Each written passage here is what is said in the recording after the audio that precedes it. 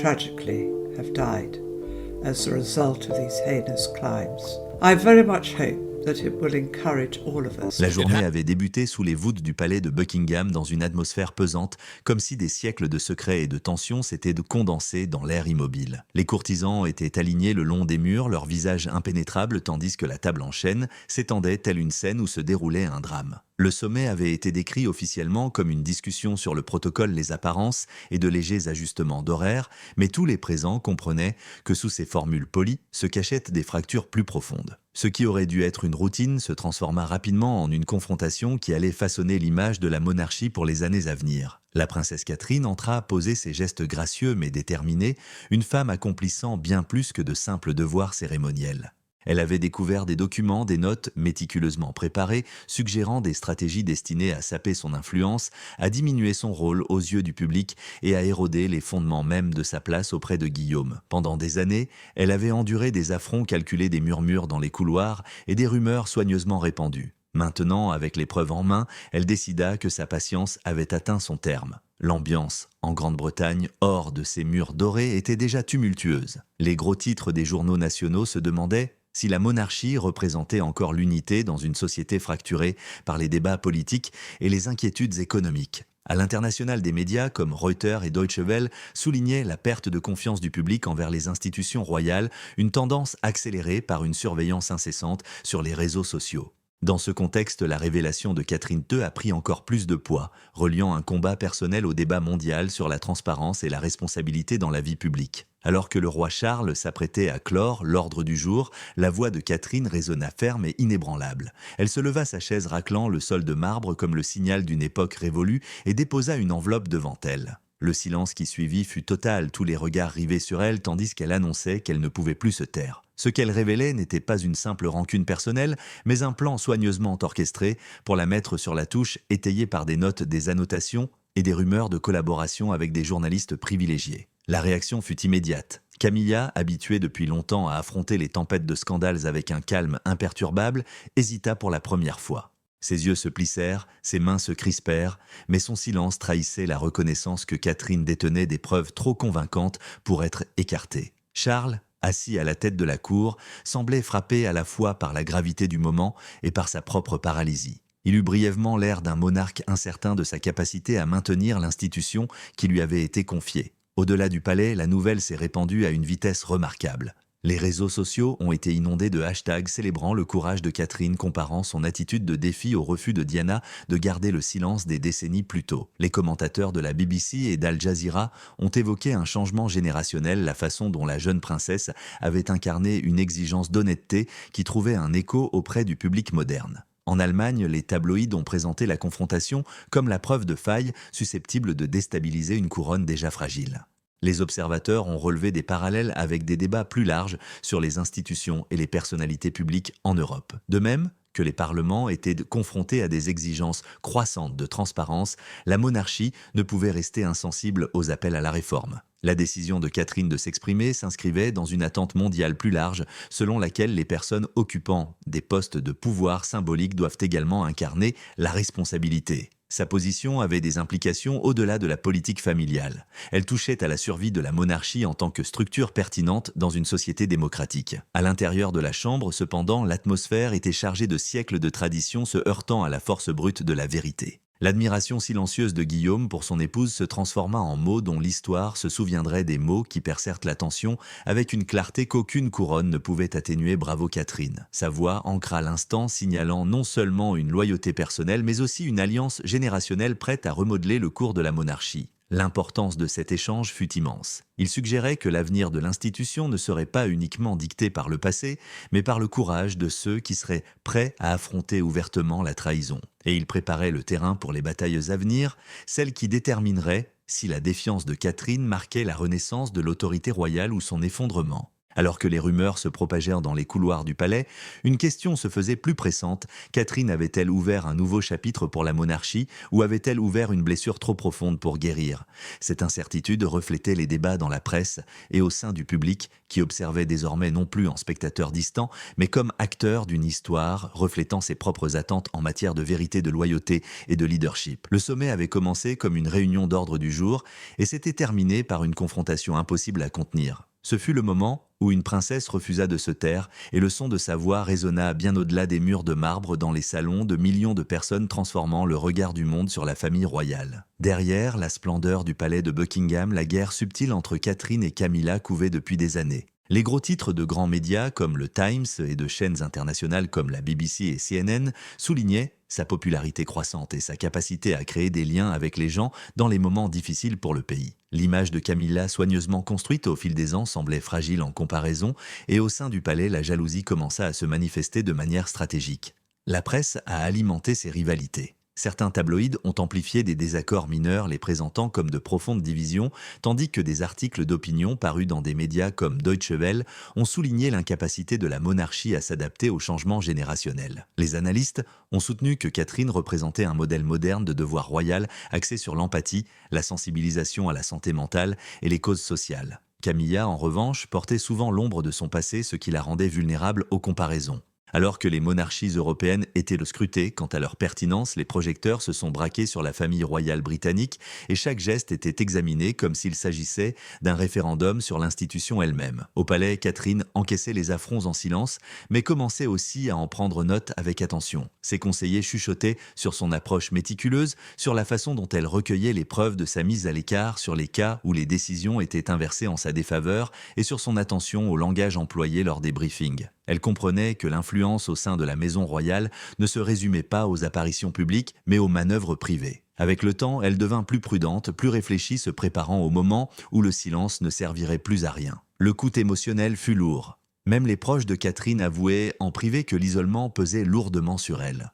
Les membres du personnel ont décrit des moments où leurs demandes concernant les projets de Catherine étaient de retarder ou ignorées, comme si une main invisible s'efforçait de limiter son influence. Le contraste entre son immense popularité à l'extérieur et son influence limitée au sein du palais créait une tension qu'elle portait au quotidien. Pourtant, elle persévéra, incarnant l'endurance attendue de son rôle tout en développant discrètement sa résilience. Les commentateurs internationaux ont commencé à établir des parallèles avec d'autres personnalités publiques confrontées à des luttes similaires entre images et réalité. Al Jazeera a souligné que la situation de Catherine reflétait un phénomène plus large du leadership moderne où les femmes occupant des postes importants subissaient souvent des atteintes en coulisses. Reuters a souligné que le soutien du public à sa personne semblait croître précisément en raison du sentiment d'injustice. Chaque reportage a accru la pression exercée sur la monarchie pour qu'elle fasse preuve d'unité et de pertinence. Lorsque Catherine tomba sur le dossier confidentiel réservé au roi des années de suspicion, se concrétisèrent en preuves. Le langage du document était froid, stratégique et visait clairement à réduire son rôle. Les annotations manuscrites de Camilla laissaient peu de place aux erreurs d'interprétation. Il ne s'agissait pas simplement de jalousie, mais d'une campagne orchestrée visant à instrumentaliser la presse et à manipuler les perceptions. Pour Catherine, cette découverte confirmait ce qu'elle avait enduré pendant des années, une tentative délibérée d'effacer son influence. Sa réponse n'était pas impulsive.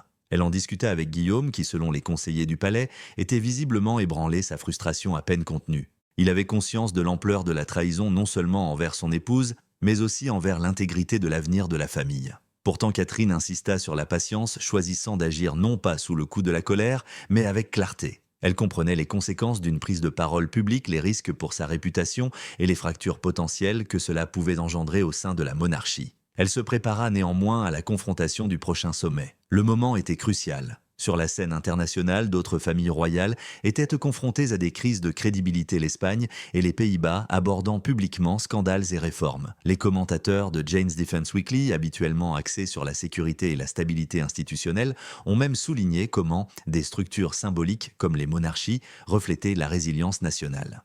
La monarchie britannique, déjà sous pression en raison de l'instabilité politique et des difficultés économiques, pouvait difficilement se permettre des fractures internes. Or, ces fractures étaient précisément celles que Catherine allait révéler. À l'approche du sommet, les courtisans murmuraient sa nouvelle détermination. Elle paraissait calme, presque sereine, mais ceux qui la connaissaient percevaient une détermination sous-jacente. L'endurance silencieuse des années s'était transformée en une volonté d'action décisive. Pour Catherine, il ne s'agissait plus de rivalité. Il s'agissait de protéger son rôle, l'avenir de ses enfants et l'intégrité de la couronne elle-même. Le palais imprégné de siècles de tradition allait être le témoin d'une révélation qui résonnerait à travers l'histoire. La question qui planait sur l'Assemblée était simple, mais profonde. Catherine parviendrait-elle à affronter la trahison tout en préservant la fragile unité de la monarchie ou sa défiance déclencherait-elle une crise que même la longue histoire de l'institution ne pourrait contenir? La réponse serait bientôt révélée non pas par des murmures ou des spéculations, mais par la clarté aiguë de sa voix au sein de ces murs anciens. La découverte du dossier avait marqué un tournant. Catherine, qui avait subi pendant des années des renvois discrets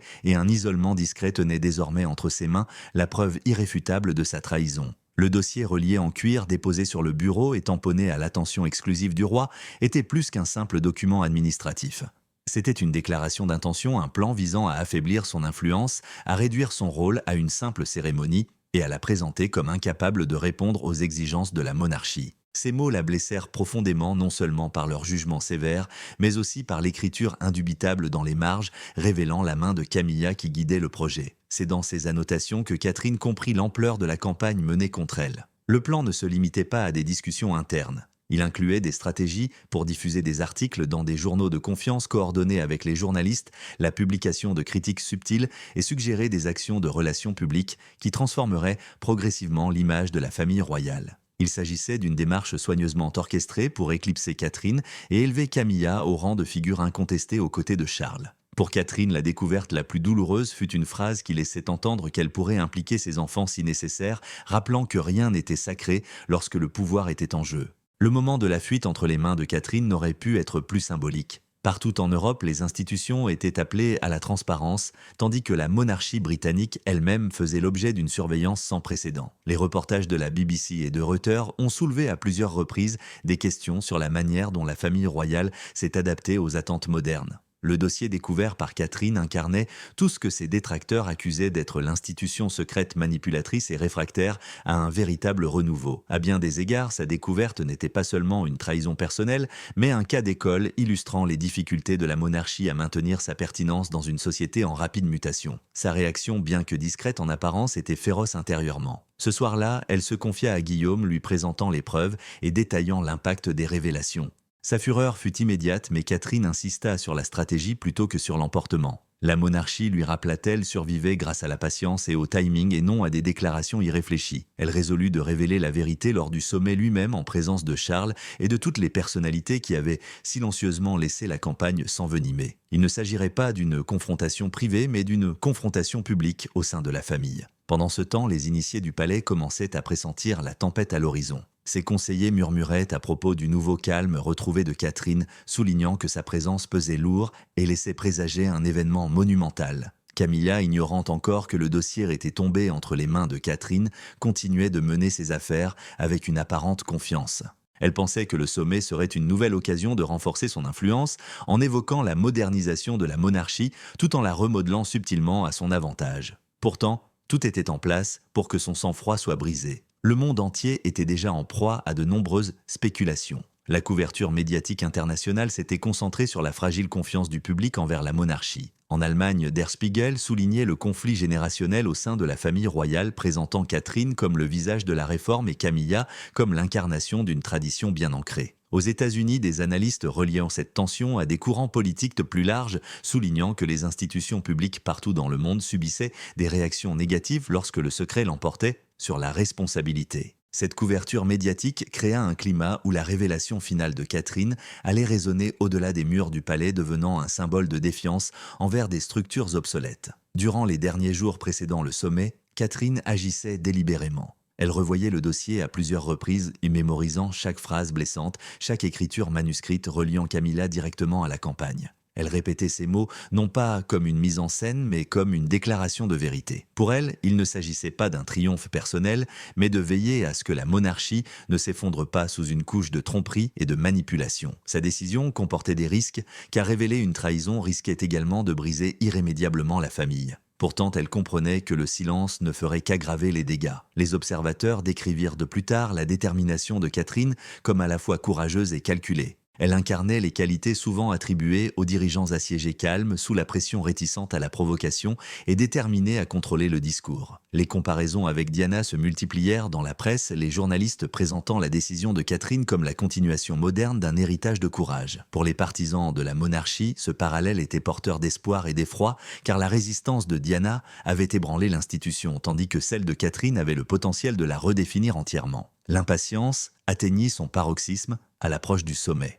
Les courtisans pressentant l'histoire en marche sillonnèrent les couloirs avec nervosité. Charles était assis en bout de table, le visage pâle, accablé par la certitude que les divisions au sein de sa famille n'étaient plus des murmures, mais des réalités qu'il ne pouvait plus ignorer. Camilla paraissait confiante, inconsciente, que ses plans allaient être dévoilés au grand jour. Catherine, cependant, entra avec un sang-froid qui démentait l'ampleur de sa décision. Elle portait l'enveloppe comme une arme et un bouclier symbole de la vérité à révéler. Le décor était planté non seulement pour la confrontation, mais aussi pour la transformation. Lorsque Catherine décida finalement de se lever, le silence de la chambre portait en lui des siècles de tradition se heurtant à la clarté d'une voix qui refusait de se taire. Ce qui suivit restera dans les mémoires non seulement comme une querelle de famille, mais comme un moment décisif dans l'histoire de la monarchie qui força le monde à reconsidérer qui détenait véritablement l'autorité morale au sein de la couronne. La grande salle du palais de Buckingham était plongée dans un silence presque étouffant lorsque Catherine se leva de son siège. Le bruissement de sa robe résonnait faiblement sur le sol de marbre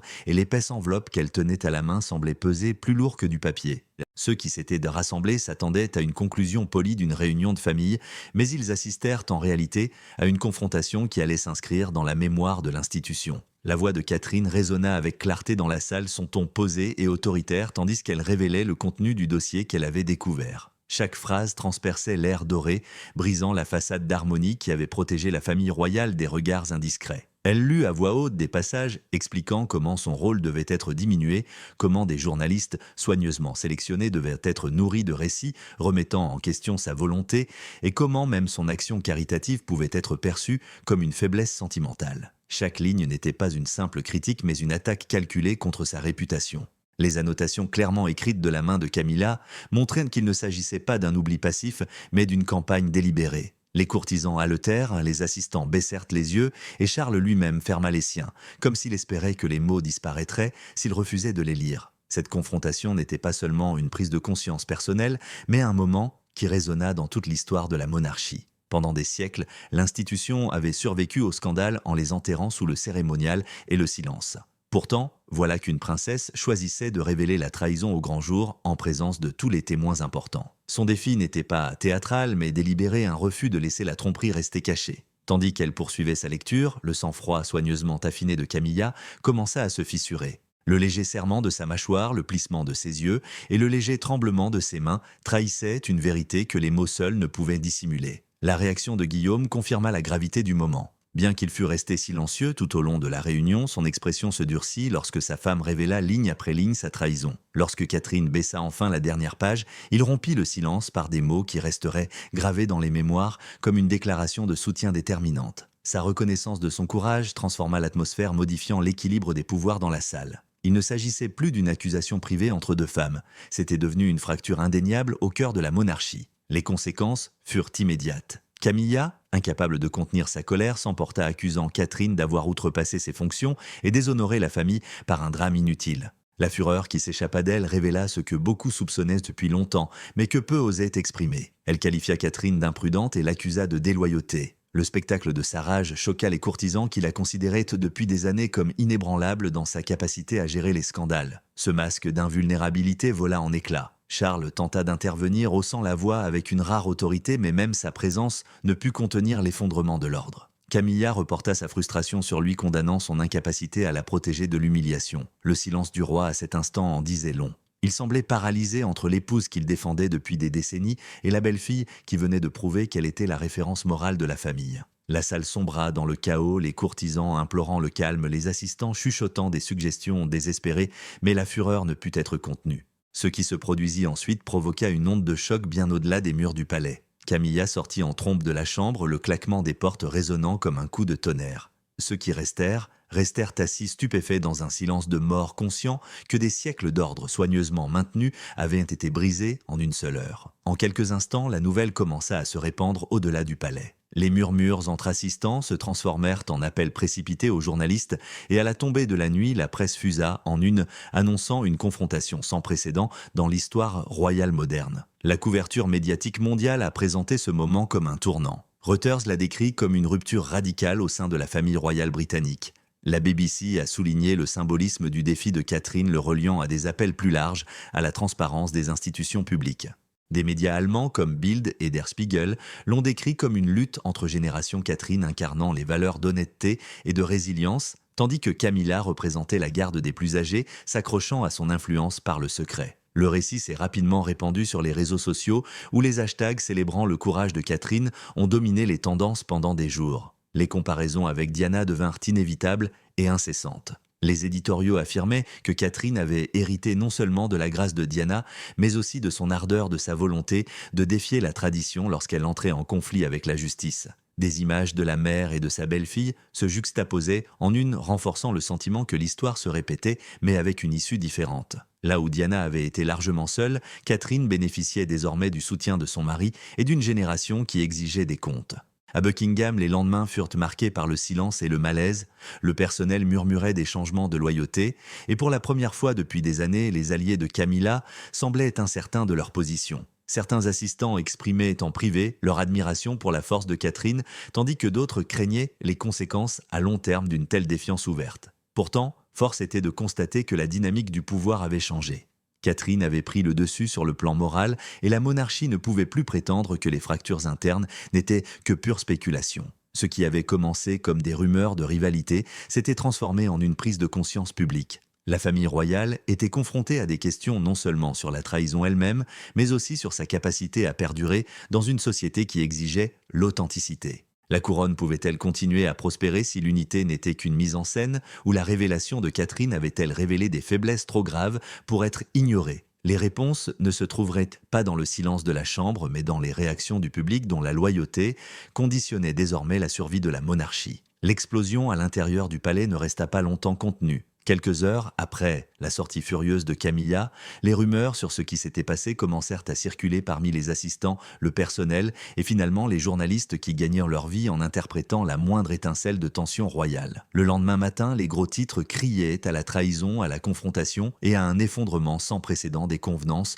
au cœur même de Buckingham. Les réseaux internationaux amplifièrent le drame, attirant commentateurs, historiens et analystes politiques qui expliquèrent la gravité des événements. Pour de nombreux observateurs, il ne s'agissait pas d'une simple querelle entre deux femmes influentes, mais d'un test pour savoir si la monarchie elle-même pouvait résister à un conflit ouvert en son sein. La réaction du public fut rapide et massive. Partout en Grande-Bretagne, des voix se sont élevées à la radio et lors de débats télévisés pour saluer le courage de Catherine. Les hashtags célébrant son courage ont afflué sur les réseaux sociaux, des millions d'utilisateurs répétant son nom accompagnés de mots comme force, dignité et vérité. Les comparaisons avec Diana ont atteint leur paroxysme, les journaux publiant côte à côte des photos des deux femmes présentant Catherine comme la continuité d'un héritage de compassion et de résistance.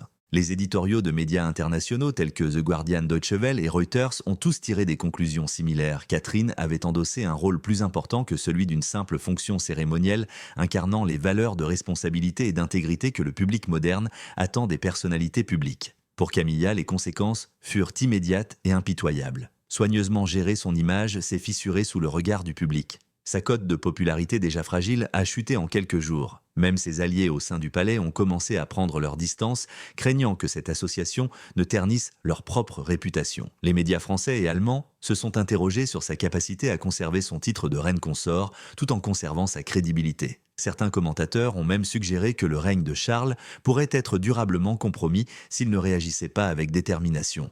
La monarchie, habituée à gérer les scandales, est soudain apparue vulnérable, incapable de contrôler le discours à une époque où les réseaux sociaux prenèrent le pas sur les déclarations officielles. L'atmosphère, à l'extérieur des résidences royales, reflétait ce changement. Des foules se rassemblaient avec des pancartes de soutien à Catherine, scandant son nom et brandissant des photos d'elle aux côtés de Guillaume. Lettres et pétitions affluaient au palais, exigeant qu'elle soit reconnue comme le véritable centre moral de la famille.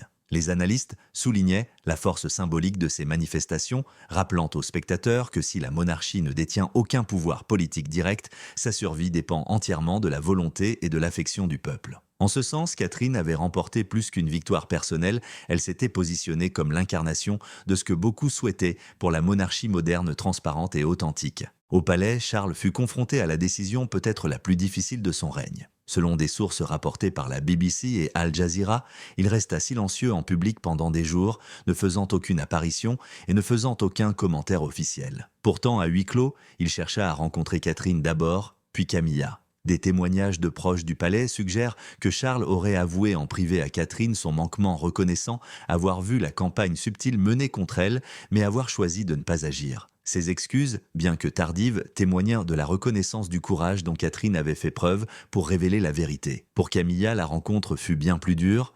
Des sources proches du dossier la qualifièrent de tonitruante, un moment rare où Charles la confronta directement aux dégâts causés. Il insista pour que les manigances cessent immédiatement, qu'aucune rumeur ni campagne contre Catherine ne soit tolérée. En quelques heures, ses conseillers reçurent l'ordre de suspendre les apparitions publiques de Camilla, d'annuler ses engagements et de retirer son nom des programmes programmés. L'appareil monarchique, autrefois étroitement lié à son influence, bascula brusquement, signalant un profond changement de pouvoir. Les spéculations sur les conséquences de cette décision se sont rapidement multipliées. Certains rapports suggéraient que des avocats spécialisés en divorce avaient été discrètement consultés, bien que rien d'officiel ne fût confirmé. Les analystes de chaînes comme CNN et Der Spiegel se demandaient si la monarchie pourrait survivre à une nouvelle rupture médiatisée sans dommage permanent. L'idée que Charles se sépare de Camilla après tant d'années semblait impensable, mais l'ampleur de la réaction publique rendait cette possibilité plus difficile à écarter. Pour de nombreux observateurs, la monarchie se trouvait désormais à la croisée des chemins, s'adapter à l'autorité morale de Catherine ou risquer de sombrer dans l'insignifiance. Pendant ce temps, l'influence de Catherine ne faisait que croître. Lors des réunions, ses conseils n'étaient de plus considérés comme des suggestions polies, mais comme des orientations décisives. Le personnel commença à solliciter ses conseils sur les questions d'engagement public, d'œuvres caritatives et de communication. Les courtisans qui la jugeaient autrefois trop molle la considéraient désormais comme le cœur de l'institution. Même ceux qui se méfiaient de sa notoriété croissante reconnaissaient que le public la considérait comme indispensable. Dans cette nouvelle réalité, Catherine n'était plus simplement une princesse, mais une figure dont la force avait remodelé le récit de la monarchie. La question dépassait désormais le drame familial. La défiance de Catherine pouvait-elle servir de catalyseur à un renouveau institutionnel? La monarchie, souvent accusée d'être dépassée, pouvait-elle profiter de cette crise pour prouver sa pertinence dans un monde exigeant des comptes? Les commentateurs affirmaient que si la couronne s'alignait sur ses valeurs, elle pourrait non seulement survivre, mais aussi trouver un nouveau sens. Pourtant, les risques subsistaient. Le silence de Camilla était inquiétant, son absence aussi bruyante que sa fureur l'avait été autrefois, et rares étaient ceux qui doutaient qu'elle se retirerait discrètement sans tenter de regagner le terrain perdu. Dans les jours qui ont suivi le sommet, la monarchie britannique est devenue le centre de l'attention mondiale. Chaque gros titre, chaque émission d'information, chaque tribune d'opinion a transformé la confrontation en un miroir reflétant des débats plus vastes sur le leadership, la loyauté et la vérité. Ce qui avait commencé comme une révélation privée s'était transformé en une prise de conscience publique, transformant la couronne d'une manière inattendue. Et malgré tout, Catherine est restée ferme, la tête haute, la voix inébranlable, prête à affronter les défis qui l'attendaient. Les suites du sommet transformèrent le palais en un lieu de murmures et de calculs. La routine, autrefois soigneusement orchestrée des engagements, des cérémonies et des apparitions, fut brusquement perturbée. L'absence de Camilla devint impossible à ignorer et chaque jour où elle restait isolée, les spéculations s'intensifiaient. Le silence qui l'entourait créait une impression de défaite, tandis que la présence de Catherine semblait s'accroître à chaque instant. Elle se tenait avec une assurance tranquille, évoluant dans des couloirs autrefois indifférents à son influence, désormais emplis de déférence et de reconnaissance. Les courtisans qui doutaient autrefois de sa force commencèrent à la traiter avec un respect nouveau. Les conseillers sollicitèrent ses conseils non par courtoisie mais par nécessité. Sa contribution aux initiatives caritatives, aux engagements à l'étranger et même aux messages publics était prise au sérieux. Les réunions s'allongeaient, son rôle ne se limitant plus à l'observation. Ce qui avait commencé comme une confrontation alimentée par la trahison avait désormais redéfini sa position au sein de la famille, créant un nouveau centre de gravité autour d'elle. Le public lui aussi refusait de laisser l'histoire s'estomper. Des foules se sont rassemblées devant les résidences royales brandissant des banderoles et scandant le nom de Catherine. Les journaux ont consacré leurs unes à ces photos, la présentant comme l'incarnation de la résilience.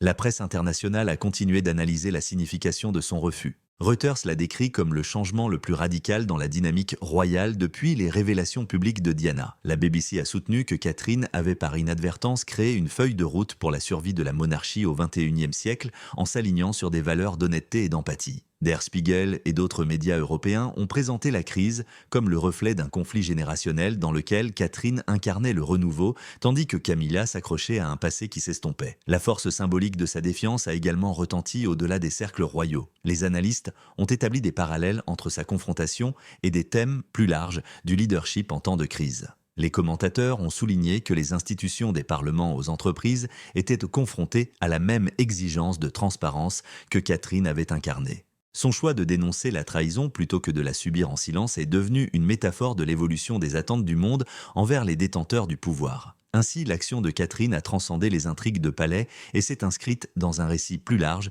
sur le courage dans la vie publique. Pourtant, au sein du palais, l'incertitude persistait. Charles restait tiraillé entre loyauté personnelle et devoir public. Ses excuses à Catherine avaient témoigné de sa reconnaissance pour sa force, mais son silence face à la fureur de Camilla laissait planer le doute sur sa capacité à diriger avec détermination. Les analystes se demandaient si son règne pourrait se relever d'une rupture aussi visible. Les commentateurs d'Al Jazeera et de CNN affirmaient que sa crédibilité avait été entachée par des années d'inaction, faisant de Catherine la figure que beaucoup considéraient désormais comme l'autorité morale de la famille.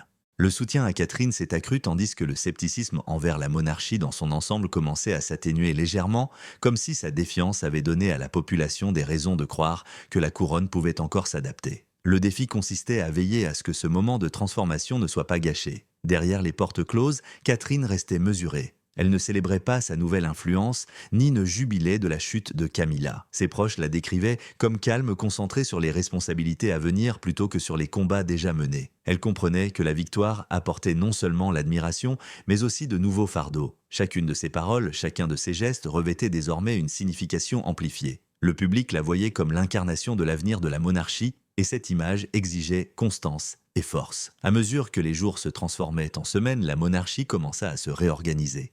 Les engagements autrefois confiés à Camilla furent discrètement confiés à Catherine. Les organismes caritatifs sollicitèrent sa présence avec une urgence renouvelée, sentant que son nom avait désormais plus de poids que jamais. Les dirigeants internationaux qui lançaient autrefois des invitations hors protocole recherchèrent désormais sa présence comme un symbole de stabilité et de renouveau. À bien des égards, elle était devenue non seulement le cœur de la monarchie, mais aussi son rempart contre l'insignifiance. Pourtant, sous l'admiration, une question subsistait. Catherine avait-elle assuré sa place d'inévitable future reine ou avait-elle déclenché des forces qui pourraient un jour se retourner contre elle? L'histoire de la couronne fut jalonnée de moments où le triomphe se transformait rapidement en isolement. Le même public qui l'adorait désormais pouvait s'agiter si elle trébuchait. Catherine le savait et son sang-froid reflétait la conscience que chaque pas en avant comportait autant de risques que de promesses. Le sommet était terminé, mais ses échos continuèrent de résonner dans chaque salle du palais de Buckingham et à travers le monde. Le défi de Catherine avait révélé la trahison, brisé les illusions et imposé un jugement plus que jamais. La monarchie était transformée, son destin incertain, mais indéniablement modifié. Catherine sortit de cette confrontation la tête haute, sa présence imposante, son rôle à jamais transformé. Dans sa démarche résidait la confiance d'une femme qui avait affronté la trahison au cœur du pouvoir et en avait fait un moment de